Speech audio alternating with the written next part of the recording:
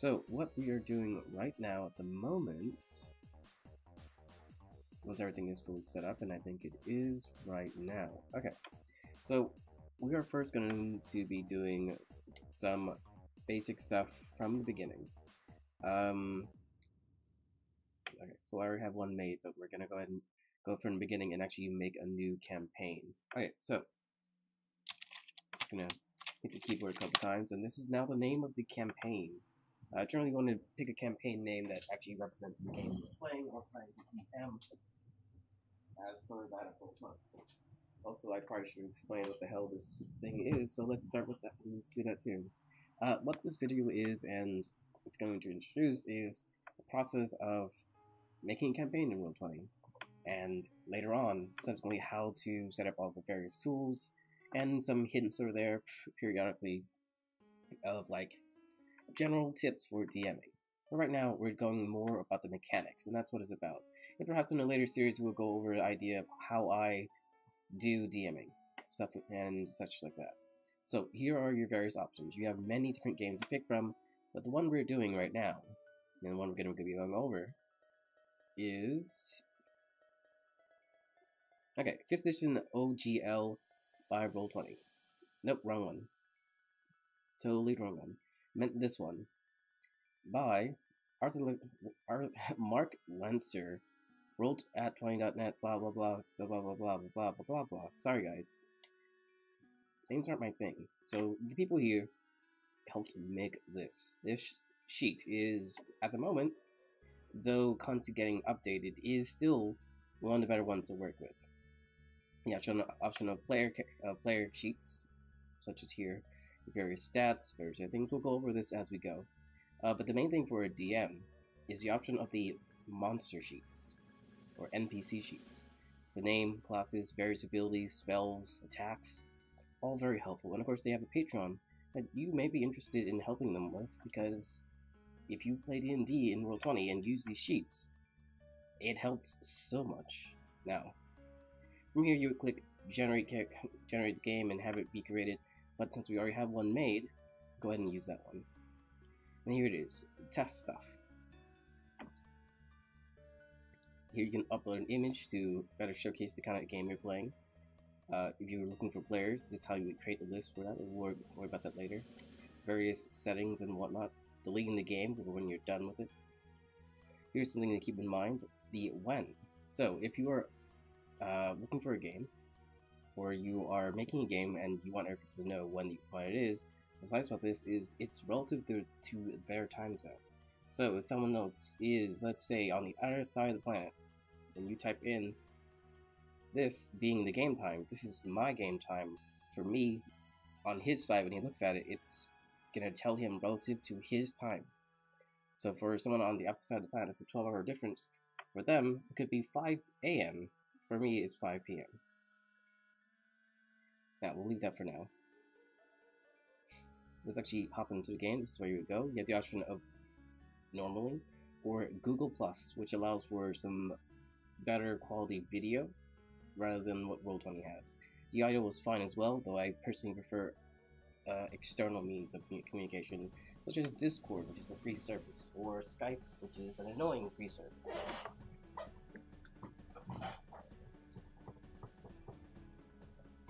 Okay, so here we are. The beginning is blank. So our main focus right now are the character sheets, so let's go ahead and make some. So here are your options to the top right. Here's your chat, images files. I personally have a couple dozen or a couple hundred here piled up from various things that I've done in the past. Let's grab one. Grab these. You may be interested in looking for a couple of these when you can. It's your basic letter tokens.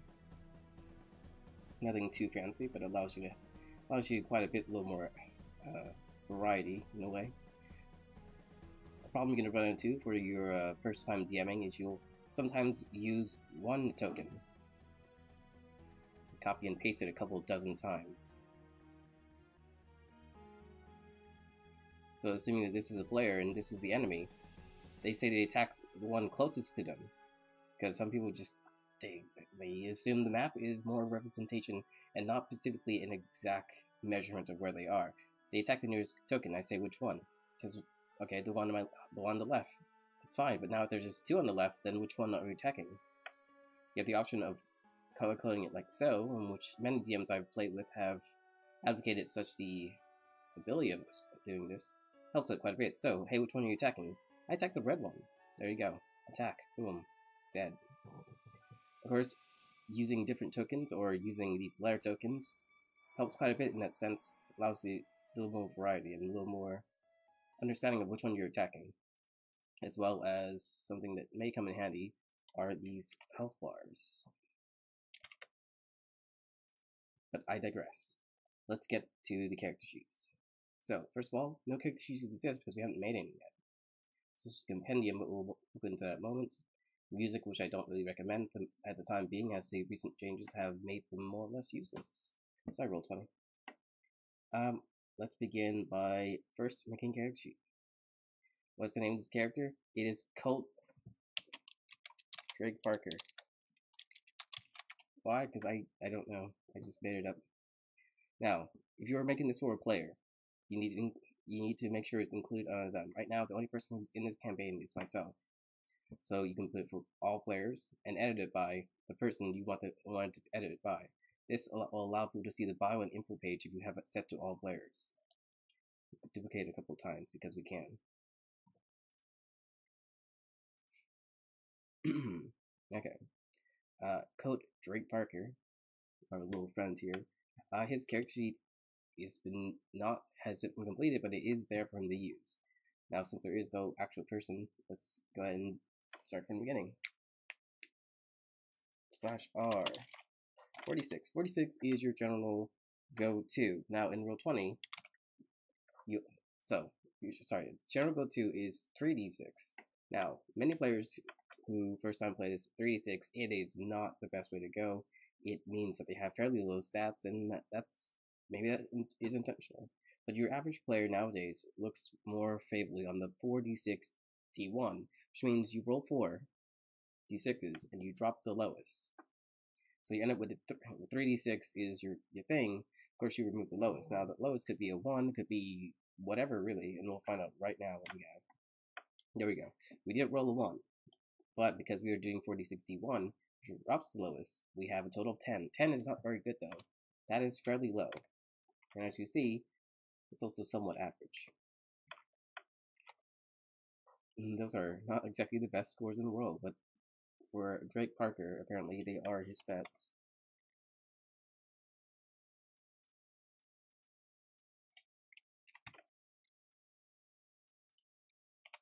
and 8. How unfortunate for Mr. Drake Parker. Look at those stats. They're horrifying. Now, all these things here have highlights. Okay, well, there's also the highlight button. We're turning it off for now. All these can be hit or clicked in order to do something. That was a d20 plus your strength modifier, which is 0, because as you can see, it's a 0. Dex, -2 con, roll a 5 there, as you can see from the text as we highlight over it. Int, he rolled a 2, -2. Wisdom, not that bad. Charisma, really well. Drake Parker is very charismatic, even though he's a little homely, let's say.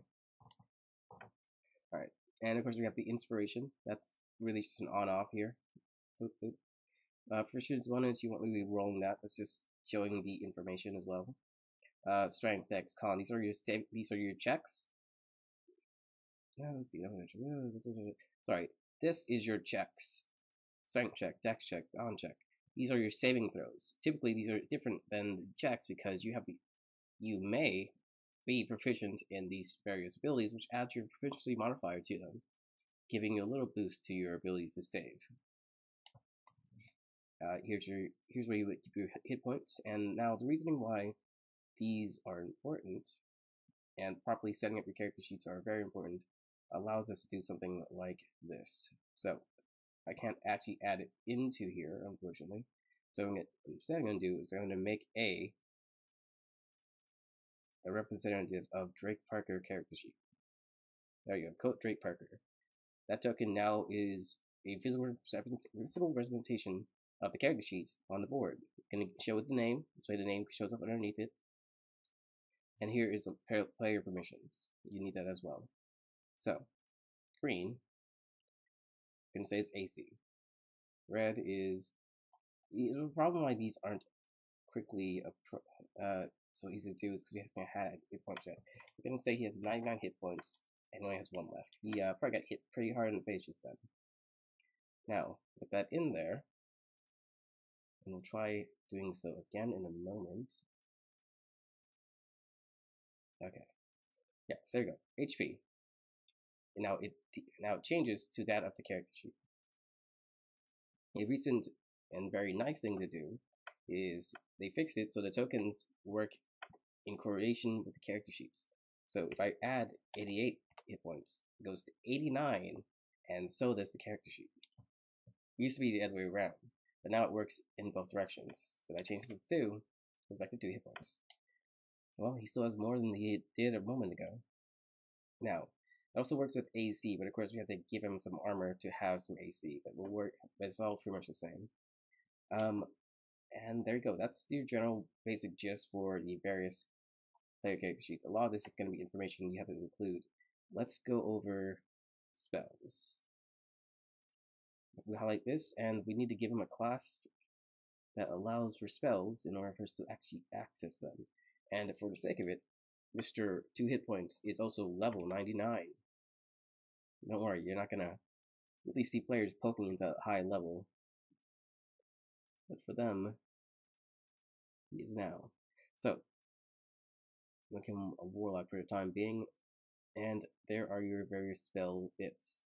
Now let's see if we can't get your spell list to show up. How do I do that again? Character. Core.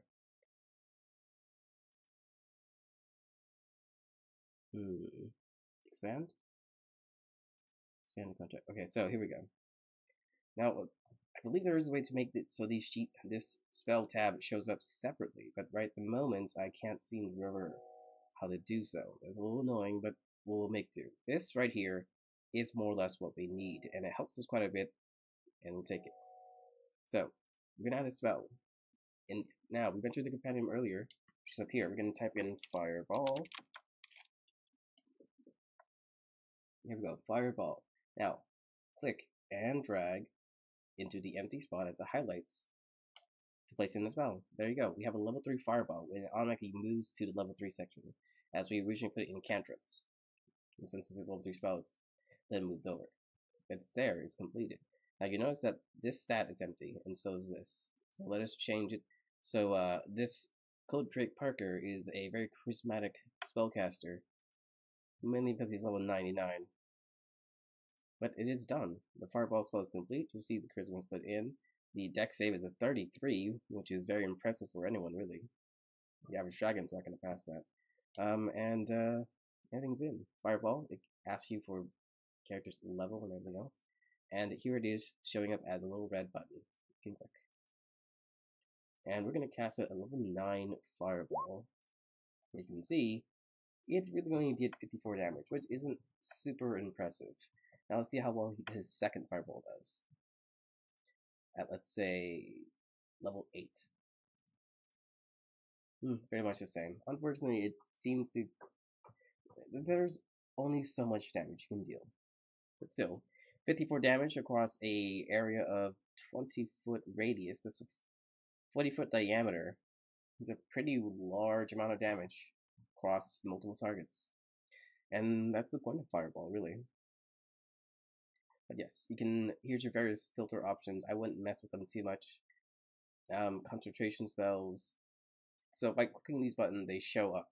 So if I turn this to level cantrips only, I don't have any cantrips. You don't have level 2 spells, you don't have any level 1 spells. You have level 3, which is Fireball. Level 4, 5, 6, such. Auto will automatically bring up only spells that are active and prepared. Now, let's see if we can adjust this. Yeah, here's your prepared button. I just unprepared Fireball, so it disappears. Now, auto automatically will not show me that spell. But if I do this, it brings it back to prepared, and there we go. Everything that's not prepared is invisible to me. Helps it so that when you prepare a certain number of spells, only the ones you actually prepared are available. Very nice. Now, let's make Drake Parker a NPC. This is the NPC variant of the sheet. Now, I'm gonna, of course, contract that so it goes back to normal. This is a little more easy to view. Expand really for what I see, it seems to be more for spells, and it does help for that a little bit in its current form. So this little button, this little slider, used to be over in the top area. It's been moved to the bottom right. I assume it's so that players don't accidentally hit it, since it is something that really going to need a GM or DM. Varies in the titles there. GM is Game Master, DM is Dungeon Master. I prefer DM myself. Now, Mr. Drake Parker is going to be leveled up into that of a Lich. Drake Parker the Lich. Let's make sure his name carries over. Drake Parker Lich. So, by dropping the Lich title on top of him, it's more or less, okay, there's also this little bit here, this because it's still in a work in progress mode, and we're hoping it doesn't mess up. Okay, there we go. We're gonna hope it didn't break. So we turn this off. Drake Parker's stats, his ability scores, everything has been adjusted to that of the Lich. The only thing that carried over, and that's because he typed it in, is the name. This does allow for a few extra things. Now, the Fireball actually carried over, and so did some of his various abilities that came with being a level 99 wizard. But in a way, a Lich should carry over. So we have a couple of buttons here. We're going to see that if I hit that, it has resistance, damage immunities, true sight. All this is clickable. Can be shown to players if you choose to, or if you don't want to, you don't have to. He can long rest apparently, even though he's undead. That's very interesting. That's carryover from being a wizard. Now, comes with AC, initiative, all that stuff. And this token, as you can see, because we changed the character sheet into that of the NPC, the token as well has changed to match the character sheet. That is the average hit points, which is 225. If we hit this, we can roll up a new set of hit points, which is 229. Not drastically different. You're going to run into a lot of averages, especially with multiple dice. Essentially, that's what you get. Of course, movement speed, initiative, AC, all that's in there. Had we included AC here, 17. Now, if we were to change it back to what he was, that blue bar would change to the new AC as well. Right now it's 17 because he's a Lich. Lich has 17 AC. It's all there. You will notice that these don't all work. They're more information, less of actual effects. See? Rare Frost, it should have been an attack. It doesn't carry over, unfortunately. I don't know exactly why, but that's how it is. But it's not too hard to fix. You bring up the spell, you look at the spell again. It shows up. That's going to happen once in a while, because it's looking up the spell, and if it doesn't recognize it right away, it will do that. Drop it in. Everything's set up. We just close that again. Turn off the highlight, unfortunately. Okay, here we go. And Ray of Frost. Now, Ray of Frost works. There you go. What did I do? I rolled. I hit a 29. Your AC will hit. You took 17 ice damage.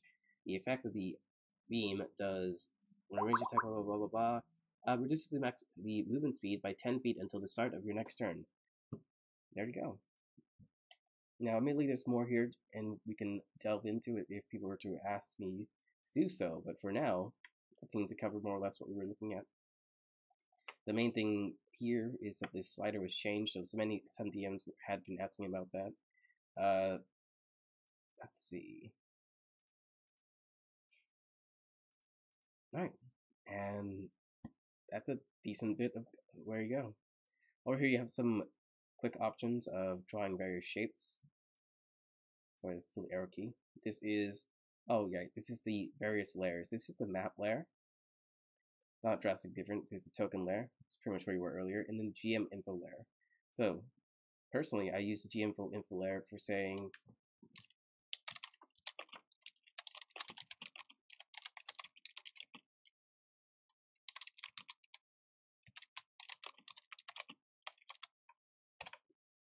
Okay, well, that didn't work exactly. There you go.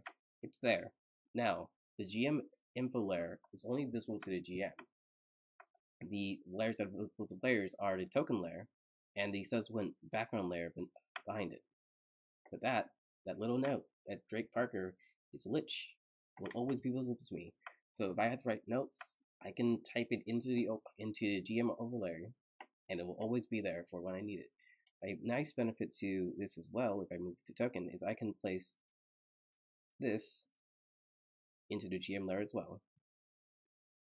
So when I want to bring in a monster, I can move it into place, and when the players walk into the dark room, they peer with their eye, they roll a perception check, and they don't see it, and this monster slowly creeps up behind them. And then when they turn around, boom, it's right there. Drake Parker, the Beholder. Just because. Well, I guess I should have used A because he's right there. Yeah. Oh well. Anyway, it gets the job done. Now, let's see. This is your various drawing tools. Here's some shapes you can use. Oh, very interesting. I'm sure someone's going to manage to do something insane with that. Freehand. Oh, one more thing about this there. If you hold Alt, you can do that. This is me still holding Alt. I'm just dragging from bottom left to top right. Various circles, various shapes with the polyline can be made. Of course, you saw what I could do with text. You can change the color as well, so say one red, more ominous perhaps. And if you clear away everything, you hit this, and it deletes everything that I drew, except the text apparently. Text is separate. Magnification is here. You can change it to whatever percentage you want. As far as I can tell, I can't forcibly change the view perspective of a player. We can reveal certain areas. And first of all, it has to be fog of war. This means that only within this white square are players able to see. Outside that white square, it is dark to them. Of course, we can line out in the same way to poly shape, so we get a little bit more vision in that way. And hide area makes it dark again. Resetting fog will set it back to darkness. Here is your general initiative order tab. Drake Parker rolled a 9. Let's bring up Drake Parker once more. We don't want attributes. We were back in the character sheets. So when a player or DM wants to roll initiative, first of all, we need to contrast that so it's easier for me to find it. Here is the character sheet. Here is the token. By clicking on the token so that it's highlighted, I can hit the initiative button, and Drake Parker rolled new initiative of 10. There we can see roll a 10. Now, if you do not highlight anything and hit the button, it should tell you that there's no initiative order. It wants to bring in the token, but since you're not clicking on the token, it doesn't work. And actually, what's nice here is this actually includes a little bit of info telling you to click on your token. It used to be before where it just tells you there's an error and doesn't properly explain it. What a DM can do, and what perhaps a player might do if they have multiple things to roll initiative for, are just you can still use one character sheet and keep hitting buttons. And for a DM, this is going to be handy. Allows you to quickly put one's initiative order in. Some DMs are a little slow in that setup because they don't often have the sheets properly set up. So it can take a little while because everyone's rolling individual initiatives and it gets a little windy. No player, no DM really should spend around too much time rolling that initiative. If you have to quickly put something together and you don't have the character set up for you to do this, I recommend you just give one initiative order for the entire lot of enemies. This way the players with their character sheets already set up, they can quickly roll, get it done, and all the enemies go at the same time. Here's the thing, if there are 100 enemies and 5 players, just one initiative. You don't need 100 different initiative orders. Why? Because that doesn't matter when the player's going to go. If there's 100 of them and they all hit, and like at least 50 of them hit one guy at the same time, that guy is dead. So let's not worry about that.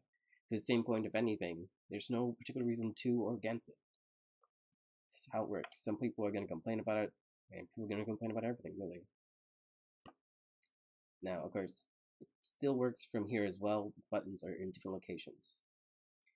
Click on B, roll initiative 2, and you can see him right there. His initiative number has changed, but he did not change the location, so you choose to change it here. Lower numbers are higher. If you put ascending, lower in descending. In the current form of D&D 5e, you use descending because higher initiative goes first. You can do alphabetically if you choose to.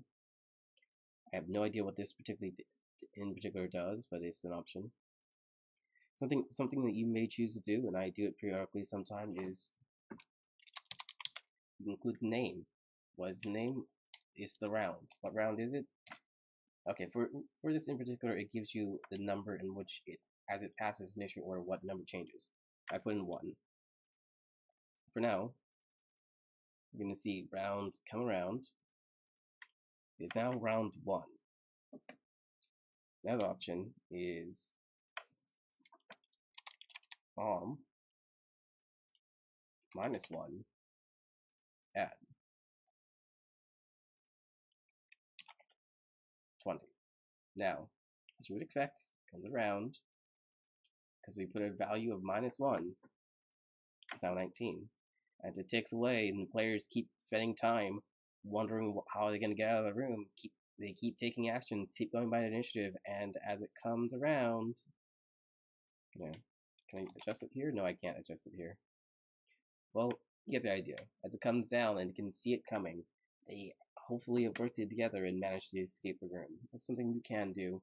If you can do that, I highly recommend you make the players aware of it. Don't let it just be something they see in initiative order and try to figure it out. It will just upset your players a little more. Now, here's the bit-free music. You can use it, of course, if you choose to do so. Yeah, just go in and hit a button. Here's how it works. Just gonna turn off. It's a little annoying first thing. Got a little turned on my music so it goes in the background, so you're probably hearing that right now. As you can see, this is turned off. Here is where you would place various macros. Personally, I don't use macros. The character sheets really fill all your necessities. Some players will be reluctant to use it because they prefer macros realistically. I highly recommend that if you can let players use macros, you have some understanding of macros. Because I have had more than a few players use macros in attempts to cheat. They gave themselves like little extra points, or they, rather intentionally or otherwise, the fact is they had incorrect macros, and I cite that against them because it was their responsibility to include these macros themselves if they choose to use macros. I would recommend you find your own stance for that and figure out how you want to work it. But yeah, if they mess it up, it was their responsibility. It really is their fault and not yours. You should cite them because it was something that they wanted to do. In the same sense, if a player chose to play only in character situation, play the game completely out of character, then sure, but it also means when you talk to an NPC, you have to roll. It's a very objective way of playing, but if they chose to do it, make them responsible for that. Over here, you have some various option settings. You can change your display name. This is Dickbutts. Save name. There you go. I'm TM Dickbutts now. You have the option of changing volume sliders. The music you're hearing is separate, so that's not a thing we have to worry about right now. So that's why you don't hear any difference. You have the option of pop-up character shoots here. You see it shows up in a separate window. Some people like that. If I have a second monitor, I'll slide over there. But for now, I equally like it where it is, since I have the option of clicking back and forth. I'm gonna go ahead and turn it off. Personally, when I DM, I prefer inside instead of outside. You have enable background chat beats. This way the little chat notification turns off. Various options, and 3D dice are always nice once in a while. Automatic 3D dice. So 3D dice, if you do this, /R T1000. This is it, and this is the physics of the dice roll.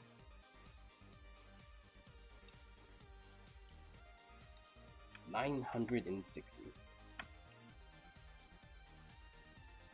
Now automatic will do this. /R. Also, this is your chat command. /R/roll. Some people will do /roll. You might want to explain them /R works better. 100 D4s. There you go. Admittedly, it's fairly interesting to see this. Sometimes people like it. There is theoretically some physics involved in how you do the dice, and Some people prefer to do as much of a physical role as possible, and this is some way to give them the opportunity to do so. Those various 100 D4s averaged around a little higher than average. On the average, you would get around 200. So 258 is a little higher. It's very nice. Those are your dice options.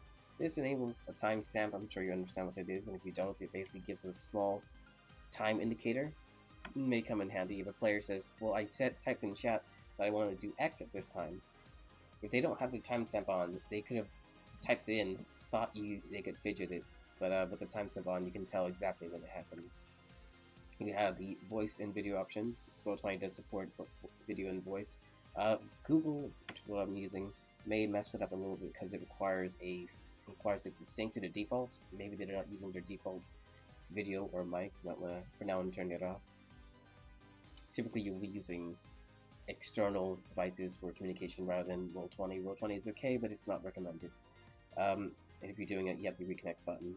This way, you can try to reconnect your video and audio. Okay. On the bottom left there, you can see that my little friend is increasing and decreasing in size. Large dick butts, regular dick butts, and small dick butts. For now, dick butt the name. That's all that's really needed. We have the option of being it on the bottom, which is for default, or top. Top. Oh, it didn't move. What's going on? Top. Nothing. Bottom. Nothing. Maybe it bugged out at some point or something. But now, it as is. Now, when you click on a token, and then we'll go back to that real quick. Close this for now. We carry over this guy, and we can make him a little bigger. Easier to see. Dude, you need some clear eye right there. Alright, so we click on this, you see red, green, blue. The other options here are black. Oh, sorry. These are not the particular, yeah, they are the circles. So you just have to re-upload. Okay. So you can see when you right click or left click, you see these show up, and here are your options of various colors. White. Maybe you want white instead, maybe you want red over here.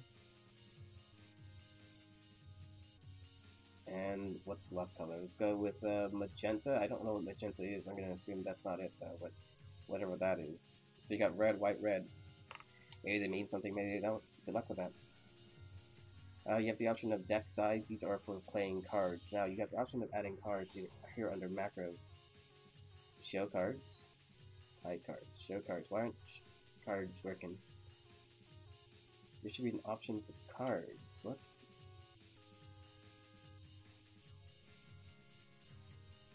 Portable table.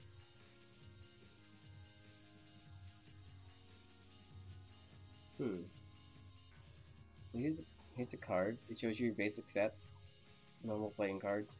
I have used other cards in the past. I have used the deck of many things. That's an item in D&D you'll find. You can use tarot cards.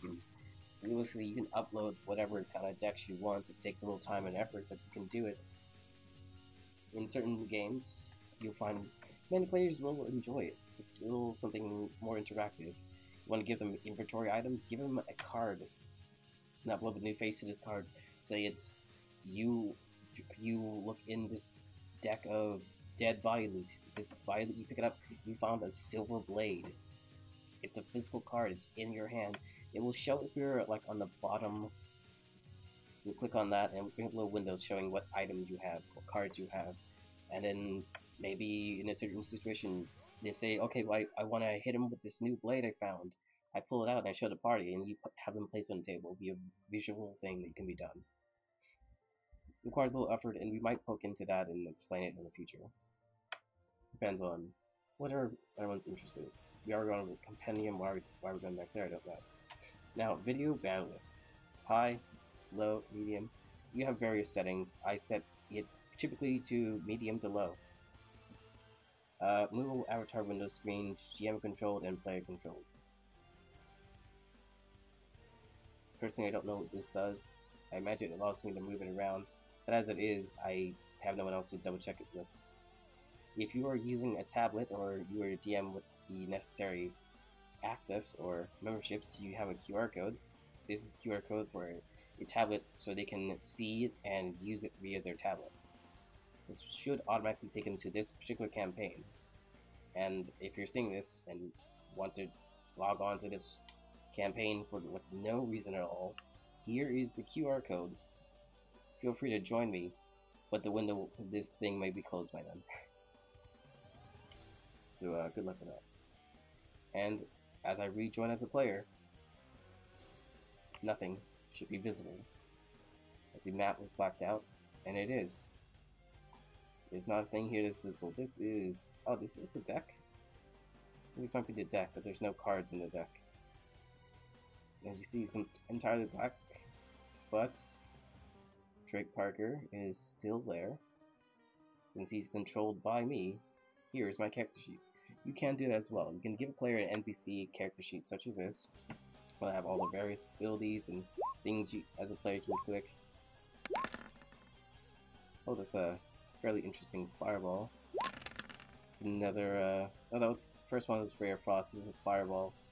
It's all very nice and whatnot. Here's the various stats, rolls, stuff we just did.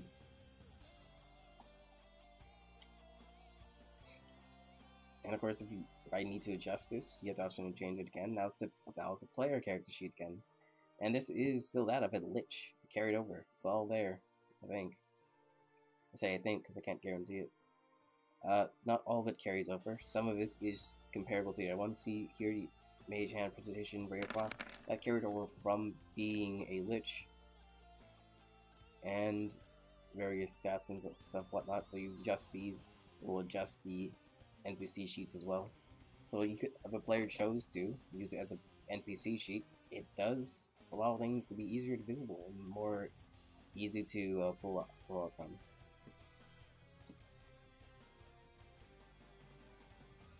Alright, I think that's it for now. I will be doing a little bit of more prepping, but there will not be actual campaign. Right here is stuff we'll delve into more as I get questions and sheets are updated. This is episode 1 of 1 because I don't know if there's going to be a second one.